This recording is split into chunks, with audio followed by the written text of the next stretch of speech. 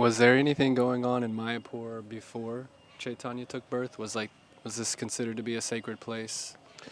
Before that, there isn't much of historical data that I know of.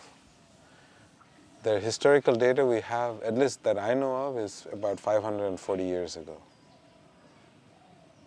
It was time of, if you see when Mahaprabhu was here, it was when Jesus was in the Middle East. It was the same time. And that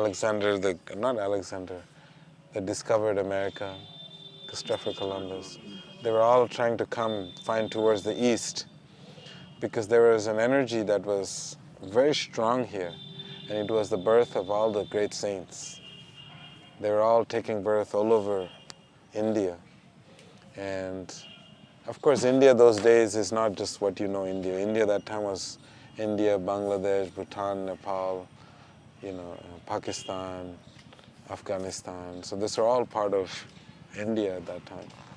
So there was a lot of saintly people that was taking birth. And so, everybody wanted to come to the east to see what they could get from here, including the explorers. Quite a mystical place. And then after 500 years, there's a lot of history. Because the unique nature of spiritual beings is wherever they go, that place becomes a sanctified place.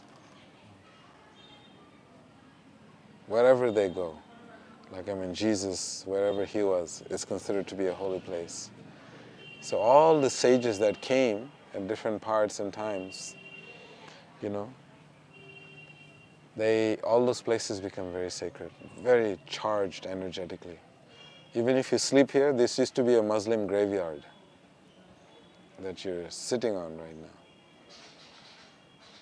And then they cleared it up, and then it became an ashram, and then they put everything down. Now whatever you see is what you see. So, but the energy remains, and the spiritual energy remains more vibrant than any negative energy. So when people hear about these sacred places, naturally they want to come. You said they want to see what they can get from it. And so the locals, wanting to accommodate them, build hotels and things like that. Do the places lose their sanctity over time due to population? They just go underground more. It doesn't lose its sanctity, they just go underground. You're going to have to dig a little harder to get it. Like when you go to Vrindavan, I don't feel Vrindavan. I cannot see Vrindavan with my eyes. It's so hard, because that's not what I saw when I was a kid. I just see these big buildings and just crowded and trash everywhere with my eyes. So I have to really dig deeper to see Vrindavan. So same here in Mayapur. This land, an acre of land here, was bought for 50 cents. Because nobody wanted to live here. Who wants to be in a jungle with wild animals? So who cares? You don't want to go there, pay 50 cents to die. Even the land that ISKCON bought, they bought like $1 per acre, $5 per acre. It's cheap. And now you try to buy an acre of land, you're going to pay at least $10 million, US dollars. So just look at what, the energy is so strong that everybody wants to come. And because the demand is high, the prices go up. I mean, literally, even when I stayed here and I helped to purchase some of the land here, part of my service, and it's pennies. You paid pennies, and now you try to buy the same amount of land, you're paying millions of dollars. Because everybody wants to come. And the power, or the spiritual power, is such that it attracts everybody.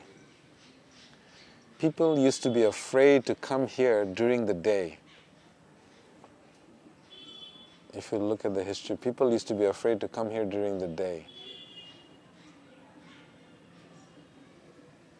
And now it's just flooded. It's hard to imagine. It's hard for me to imagine. Like whenever I see this, and I'm like, wow, what happened to all my trees? What happened, but this is what the world comes to. And the spiritual energy, the spiritual personification of the spiritual energy that holds this place, she starts to go a little, hide a little deeper underground. And so when you come here, you have to really, really hear from the sages.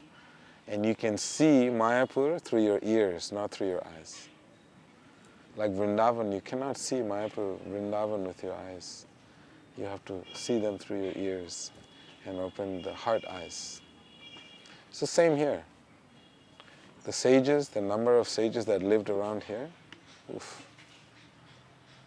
Imagine all the sages in Shiva's pastimes and Krishna's pastimes, they all came to hang out here as well.